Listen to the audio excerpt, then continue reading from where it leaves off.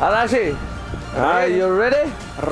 Ready? Dan semua yang di rumah, aku harap kalian juga siap untuk mendukung dan di kolom komentar. Komentar yang positif, hashtag Godik dan hashtag Indopride. Indonesia, berikan semangatmu to the land of down right now.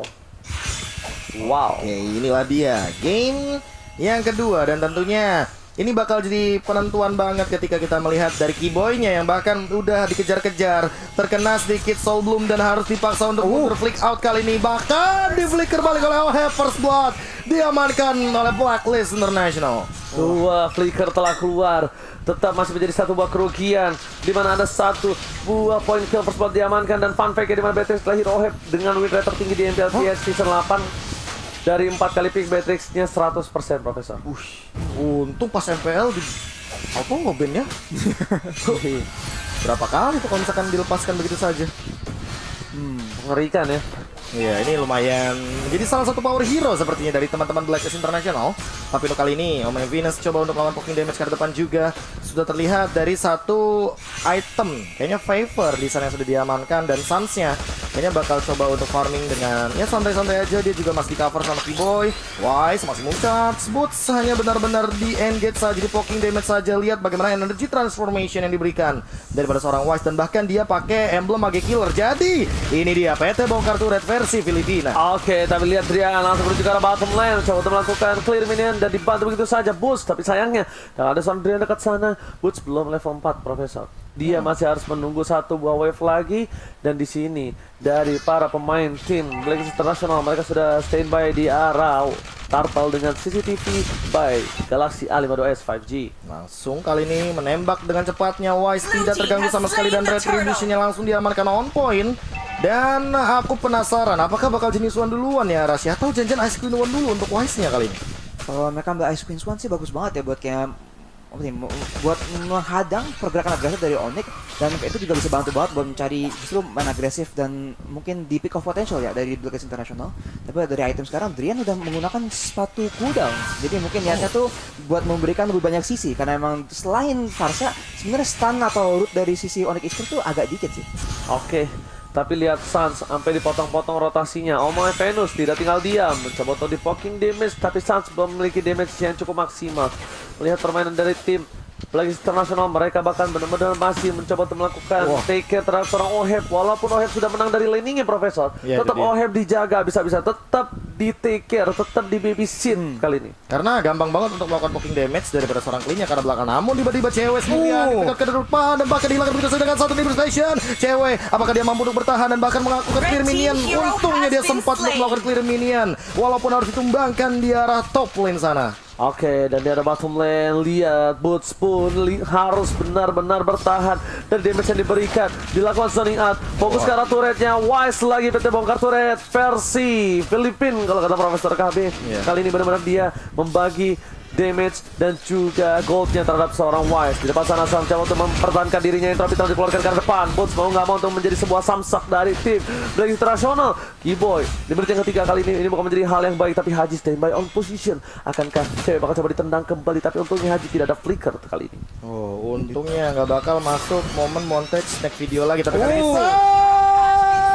dia ditumbangkan dengan maksimum charge. Dan bahkan kali ini lihat dari Edward yang ditukarkan trade 1-1, namun Drian dengan refleks mid lanernya ini dia ketika menggunakan Farsha Feather Airstrike for secure the buff. Oke, Drian berhasil mendapatkan purple buff setidaknya di tangan dari tim Onyx Esports. Walaupun mereka harus kehilangan turtle-nya kembali. Lihat cewek mencoba untuk mendapatkan momentum. Turtle lagi-lagi di tangan dari tim Blacklist International.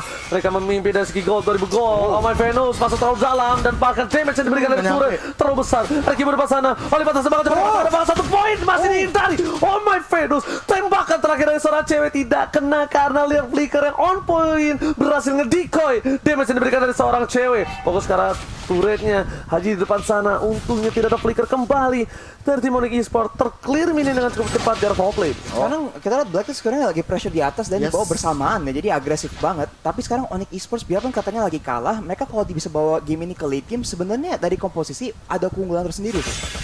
Range-nya ya, apalagi dengan burst damage dari Nathan dan bahkan melihat dari pergerakannya. Instant replay dari fight yang kill yang di bawah sana ya. Suns akhirnya kena dengan ulti ini dan juga follow up dari Edward, tapi langsung Drian dan Boots mencari kesempatan, dan ini fight extract bagus banget dari Drian, bisa mengamankan purple buff mereka. Dan biarpun sekarang katanya Blacklist 2 agresif banget, Onyx masih bisa mencari ke sedikit-sedikit keunggulan tersendiri lah, dapat kill, dapat trading gitu. Jadi kalau mereka bisa melanjutkan ini sampai ke late game, Onyx Esports nih yang sebenarnya lagi unggul menurut gue. Yes, rotasi yang dibuat dari seorang Wise. Dia langsung coba untuk fokus mendapatkan satu buah purple buff. Masih mencas setelah dikeker begitu saja. Berhasil diamankan oleh Suns dengan satu buah retribution, tapi cewek di depan sana lagi dan lagi dari Haji. Tidak sayang sama sekali dengan adanya flicker. Ada flicker, cewek kita pick off. Ada flicker, cewek kita pick off. Apapun yang terjadi, ada flicker, flicker harus tetap digunakan. Iya, ini entah kenapa cewek benar-benar jadi targeting banget daripada seorang Haji. Dari tadi dia benar-benar targetingnya on point banget, dan lihat bagaimana Boots benar-benar terkena slowly but deadly dari satu glowing one ternyata yang diamankan terlebih dahulu oleh Wise. Dan dengan tentunya dia juga di bagian top lane mendapatkan turret dari teman-teman tim Blacklist International, mulai dirontokin satu demi satu, dan play objektif yang baik sekali dipertontonkan oleh Blacklist International.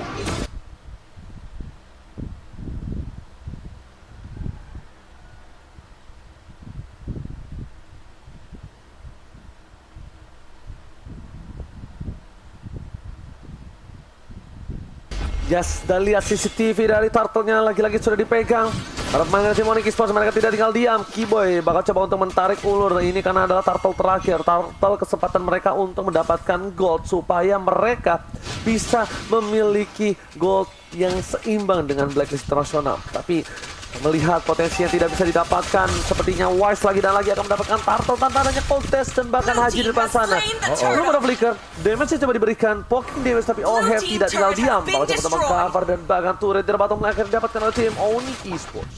Itu poin yang bagus banget dari Onyx buat bukannya fight di mereka di situasi yang mereka emang lagi kalah, jadi mereka langsung tahu daripada kita cari fight dan makin ketinggalan, mendingan kita trading aja. Karena kalau kita bisa bawa sampai kurang lebih menit ke-11 lah, sama kayak Blacklist tadi, kita bisa cari kesempatan buat fight 5 lawan 5, dan dengan keunggulan 2 DPS dan dengan keunggulan jarak dari Farsa dari Brian, mungkin mereka bisa mencari kesempatan yang lebih bagus di lain hari. Ice Queen One sudah diamankan juga oleh seorang Wise. Kayaknya dia nggak bakal langsung ke Genius One. Jadi lumayan old school ya pemilihan itemizationnya. Tapi kali ini Edward sendirian, bahkan terkena pergerakan dari Falling Star Moon. Boots juga dipaksa untuk mundur. Keyboy sudah punya Radiant Armor, dan bahkan kali ini mau nggak mau Wise-nya tidak akan mendealing damage yang terlalu tinggi ke arah Keyboy, kecuali kalau dengan pasif dari Glowing One-nya. Edward juga bahkan langsung mengincar ke arah Malefic Roar demi dan guna untuk memberikan penetration yang lebih tinggi lagi ke arah seorang Boots, karena tentunya dia tahu untuk Esmeralda benar-benar bisa menahan pergerakan dari seorang Pakito. Bahkan di arah top lane sana, lihat duel yang tadi dikeluarkan. Boots Pong harus gunakan Purify-nya, selamat dari gerakan, tapi Drian masih melebih. Strike-nya miss, tapi ternyata Haji yang kena. Damage-nya tidak terlalu impact, dan Keyboy body block yang luar biasa bagus. Damage-nya berhasil diredam oleh seorang Keyboy. Redem, kode kali bang. Oh, salah, itu redeem. Oh, beda. Beda dong. Udah diganti. Oke, Ini dia yang aku paling gak suka loh dari Beatrix. Kalau dia pakai Renner, dia tuh bisa nyicil bahkan dari luar area turret itu loh, range-nya. range-nya. Ya. Tadi juga berkali-kali yang dilakukan oleh seorang Oheb ketika dia ada inhibitor dari tim Onyx Esports. Di game yang pertama juga seperti itu, Profesor. Iya, dipaksa. Yang penting minionnya masuk satu, Benar. damage-nya dia masuk. Jadi dia tuh bukan instan, tapi lebih ke arah akumulasi. Ini go poking sampai pecah. Benar, itu dia. Dan untuk sekarang di menit yang ke-8 ya, Arasi apa yang harus dilakukan oleh Onyx Esports? Karena mereka sih bisa, mereka kan nunggu kesempatan buat fight berlima. Mereka pasti nunggu Suns tuh nyampe power spike dulu nih. Kalau Suns sudah punya damage yang cukup buat fight, mereka bisa aja menang. Tapi mereka juga harus mastiin Keyboy cukup tanky buat jadi frontline gitu. Karena dia harus mulai fight. Dia pun ada Boots di depan, pasti Keyboy yang bakal mencari kesempatan. Dan sekarang ada knockout dari Chow. Oke, ternyata lihat damage dari Starbetis terlalu besar. Lagi-lagi Haji, dia menggunakan flickernya. Mau nggak mau, tapi lihat di arah mid lane. Clear mid lane cukup cepat. Sas entropinya bakal menghindari damage dari seorang Wise. Bahkan Oheb satu tembakan dari snipernya membuat damage yang cukup besar, mendapatkan satu turret di arah mid lane. Tim Onyx Esports kali ini mereka kewalahan untuk menjaga turret di paling depan. Nah, ini Karena cewek juga benar-benar kena pressure di awal 5-1. Lihat hanya ada 6 poin kill saja yang terjadi. Dari 9 menit game kita udah berjalan. Haji juga udah mulai muncul. Bahkan udah ada The Way of Dragon. Hanya saja flick outnya nggak ada. Nggak ready. Oheb kali ini bakal coba untuk melakukan poking ke arah turretnya. Langsung ada Entropy. Falling Star Moon Connect bakal dijemput begitu saja dengan satu pergerakan dari Guided Wing. Dan hilang dari Drian. Walaupun dia punya menggunakan satu dari Magic Shoes. Tapi tentunya kali ini cooldownnya lagi benar-benar harus direset. Dan Edward bakal coba untuk mundur terlebih dahulu. Wise-nya bakal mengincar ke depan dan bahkan langsung di-flick out oleh Keyboy. All in ke arah seorang Wise, hilang kali ini dengan flick out Holy Baptism, menukarkan satu dari Wise dan turret akan diambil oleh Oheb. Ini adalah salah satu titik terang untuk tim Onyx Esports. Mendapatkan seorang Wise di depan sana, seorang diri. Dan lihat bahkan di Athena Shield sampai dibuat. Dia benar-benar ingin menahan sama damage yang diberikan dari tim Onyx Esports. Dan Harashi, silakan itu. 1 menit yang lalu kita lihat dari Suns dan Drian, mereka udah saling mengamankan Blood of Despair dan juga Fighting Truncheon dikombo dengan Clock of Destiny. Jadi sekarang damage burst itu ada banyak banget. Jadi makanya tadi kalau Oheb ataupun Wise, kalau mereka offset dikit aja, mereka bisa langsung diamankan dengan pasti. Boots sekarang masih belum mempunyai item tank dari segi fisikal ya, yang cukup baru sepatu doang. Masih ada Oracle sekarang, jadi lebih ke arah magic tapi belum ke arah fisikal. Jadi itu bakal jadi fokus banget buat Boots. Kayaknya lagi nge-build ke arah Dominance Ice dan pastinya bakal jadi berguna banget kalau melawan, apalagi kalau melawan Matilda dari sisi Blacklist International. Tapi unik loh, pemilihan item dari Wise tadi. Athena Shield sudah diamankan untuk menghindari gempuran dari Federal Air Strike karena dia tahu yang nantinya bakal jadi permasalahan adalah seorang Drian ya. Tapi kali ini lihat langsung ada Sitting Eagle Boots-nya langsung paling star juga dan bakal main Federal macam, tapi ternyata Haji memberikan satu pergerakan dan kali ini terkena oleh Baptism ke arah belakang. Terkena Maximum Charge juga, namun di sisi lain kali ini teman-teman dari Onyx mereka maunya reset aja, nggak mau fight karena mereka tahu mereka lagi under banget. Yes, dan bahkan Hajinya trigger disiplin lagi-lagi diberikan Profesor KB. Dia fokus ke arah satu. Tembakan dari seorang Oheb. Tembakan peringatan. Terus menembakkan dari sisi belakang di arah ada no touch strike. Tapi ternyata My Venus masih mau lebih. Boost menjadi salah buah Samsung menjadi pintu terakhir sebelum masuk ke arah lane yang lebih dalam lagi. Bahkan cewek dengan satu kali tembakan aja dia kehilangan seperempat darah Profesor. Wah gila, itu tadi sih gerakan yang emang aku tidak duga-duga sih. Entropy dibuka, itu Haji bener-bener langsung nongol dari rumput, langsung dia incer.